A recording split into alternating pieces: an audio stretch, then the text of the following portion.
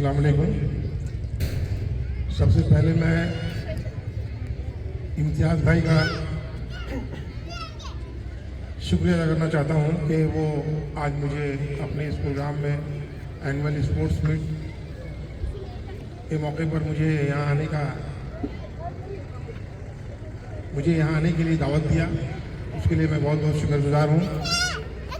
उसके बाद मुझे मिल्लत अवार्ड से नवाजा गया, जिसके लिए मैंने सोचा नहीं था कि यहाँ पर आते ही मुझे एक अवार्ड से नवाजा जाएगा। इसके लिए भी मैं बहुत बहुत शुक्रगुजार हूँ उनका। और फिर मुझे दो शब्द कहने के लिए यहाँ पर बुलाया गया। उससे पहले मैं कुछ कहूँ, मैं यहाँ पर मौजूद सारे मेहमानों का भी बहुत बहुत शुक्रिया अदा करना चाहता हूँ कि आप लोग अपने व्यस्त कार्यक्रम को छोड़ के भी यहाँ पर आए। स्पोर्ट्स का प्रोग्राम है, सालाना स्पोर्ट जो हमेशा हुआ करता है। मैं चूँकि स्पोर्ट्स बैकग्राउंड से ही आया हूँ, इसीलिए मैं कुछ बातें बच्चे तो पता नहीं सुन रहे कि नहीं, लेकिन गार्जियन अगर यहाँ पर है तो जरूर सुन रहे होंगे। इंसान की ज़िंदगी में स्पोर्ट्स होना बहुत ज़रूरी है। अगर आप स्पोर्ट्स सीखे हैं, अगर किसी इवेंट में आप शिरकत करते हैं, तो आप बहुत कुछ वहाँ से सीखने का आपको मौका मिलता है। हमेशा हार कर जीतने वाले भी बाजीगर कहते हैं। स्पोर्ट्स सिखाता है कैसे हार कर जीना है। मेरी शुरुआती तरबियत इसको बनपुर स्टेडियम जो BUC ग्राउंड है वहाँ हुई। उससे पहले मैं न्यूटन फुटबॉल क्लब में मेरा वहीं से ट्रेनिंग शुरू हुआ था, और स्पोर्ट्स के माध्यम से ही मैं CSF में सब इंस्पेक्टर में भर्ती हुआ और प्रमोशन लेकर मैं असिस्टेंट कमांडिंग बना। अगर मैं स्पोर्ट्स में नहीं होता तो मैं यहाँ तक नहीं पहुँचता। और मुझे प्रेसिडेंट पुलिस अवार्ड से भी नवाजा गया 2021 में। ये सब चीज़ें मुझे सिर्फ स्पोर्ट्स से आई। मैं एक बहुत ही बैकवर्ड एरिया से ताल्लुक़ है मेरा, सब कोई जानते हैं। इसी आसनसोल में धेमुमैन गुलेरी, मेरे फादर वहाँ नौकरी करते थे। कुछ नहीं जानते थे हम लोग, ना पढ़ाई लिखाई में आगे थे, ना कुछ चीज़ में, सिर्फ बस रमानिया स्कूल मेरा बैकग्राउंड है। मैं क्या स्टैंडर्ड होगा आपका बच्चों का, क्या खेल कूद होगा, कुछ मालूम। आज के ऐसा नहीं है, हर चीज़ में एक स्टैंडर्ड है। अच्छे स्कूल में लोग पढ़ते हैं। पहले ज़माना में एक प्राइमरी स्कूल में ही पढ़ लेना बहुत बड़ी बात हुआ करती थी।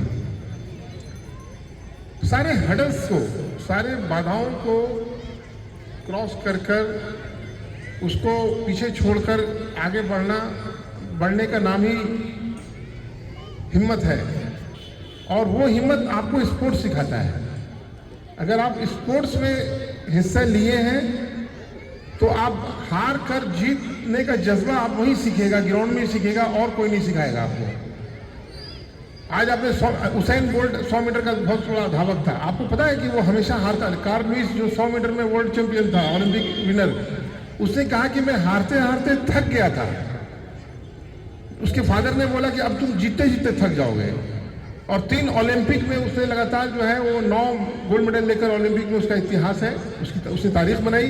उसके बाद उसेन बोल्ट ने 100 मीटर, 200 मीटर और 4x100 मीटर रिले में उसने 3 ओलंपिक में मेडल जीता। ये एक दिन में नहीं हुआ, ये एक साल में नहीं हुआ, लगातार मेहनत। स्पोर्ट्स में अगर कोई आदमी अपना करियर बनाना चाहता है तो भी बहुत बड़ी बात है। उसके लिए हौसला और हिम्मत की ज़रूरत है। यहाँ पर उपस्थित जितने भी बच्चे हैं, स्कूल के मास्टर भी हैं, उन लोग से मैं उनसे यही मैं दरख्वास्त करूँगा कि वो लोग स्पोर्ट्स को एकदम लाजिम और बिल्कुल एकदम कंपल्सरी सब्जेक्ट उनको कीजिए, उसमें हिस्सा लीजिए, खुद खड़े होइए ग्राउंड में। बहुत अच्छी बात। आप ग्राउंड में आएंगे तो बच्चे भी आएंगे। आप किसी को भेज देंगे जाओ तुम दौड़ा दो, ऐसे कोई दौड़ेगा नहीं। अब वो जज्बा नहीं रहा। अब हर बच्चा उठते ही सबसे मोबाइल देखता है। हम लोग के टाइम में मोबाइल नहीं होगा। हमारे उम्र में बच्चे सोए हुआ करते थे तो बाप आके मारते 2 झापड़, बोले उठो जाओ ग्राउंड में जाओ। अब वो बात नहीं रही। अब कितने बच्चों को आप मारते हैं, ग्राउंड में जाने के लिए बोलते हैं। सही चीज़ जो हम सीख के आए हैं। इतना आसान राह नहीं था यहाँ तक पहुँचने का। बहुत कष्ट किया है, बहुत तकलीफ झेला है। 37 साल मैंने पैरामिलिट्री में नौकरी किया है और पूरा नागालैंड से जम्मू कश्मीर तक मैंने कमांड किया है इस कंपनी को।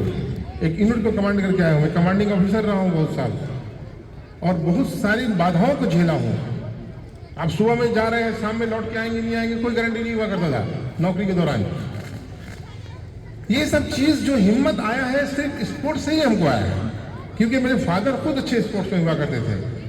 उन्होंने हमें सिखाया है कि देखो स्पोर्ट्स से आदमी के अंदर ना कॉन्फिडेंस बनता है, हिम्मत बनता है।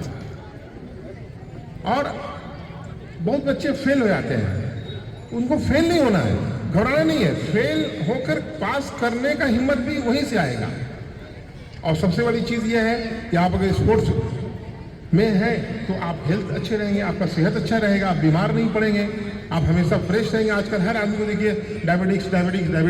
मैं भी अपनी मिसेस को अभी हॉस्पिटल भर्ती करके आ रहा हूँ। क्या बात है, बहुत ज़्यादा शुगर हाई हो गया है। मैं बोला नहीं, स्पोर्ट्स मीट पे पक्का जाऊँगा, मैं कमिटमेंट किया हूँ, मैं हॉस्पिटल से सीधा यहाँ पर आ रहा हूँ, क्योंकि स्पोर्ट्स के प्रति मेरा लगाव है। आज जो कुछ भी सिर्फ स्पोर्ट्स की वजह से ही हूँ। तो मैं हमेशा यही मैसेज दूंगा सारे स्टूडेंट को कि स्पोर्ट्स को मत छोड़िए आप।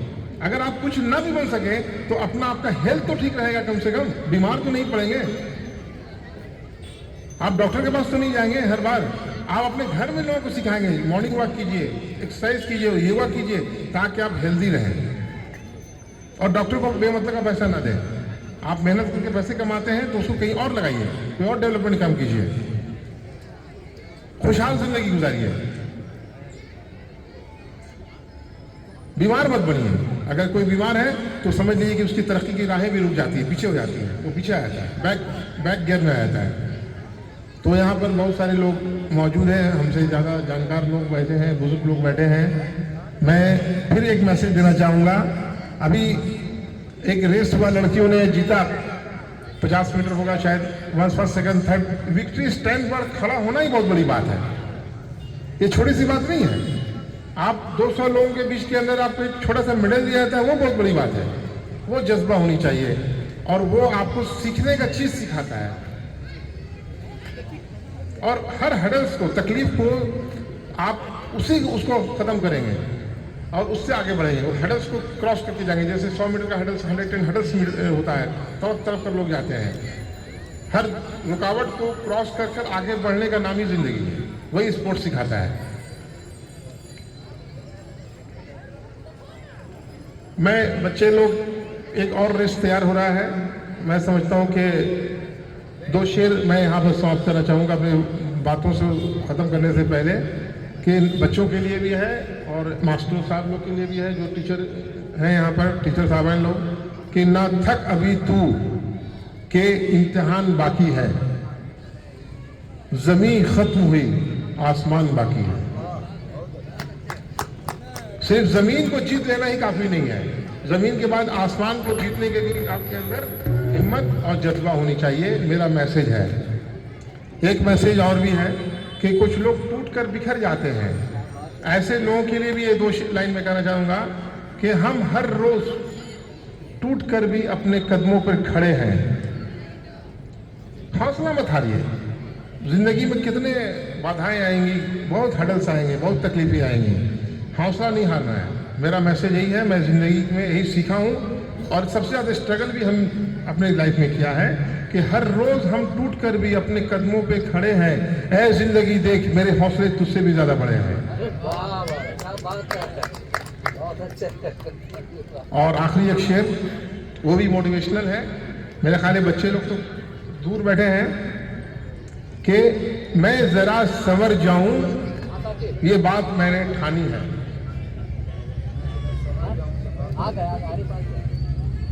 बहुत अच्छा शेर, सुन लीजिए, शायद काम आ जाए आपको लाइफ में। मैं जरा संवर जाऊं, ये बात मैंने ठानी है, ऐ जिंदगी रुक जा, मैंने अभी हार कहाँ मानी है। Thank you very much.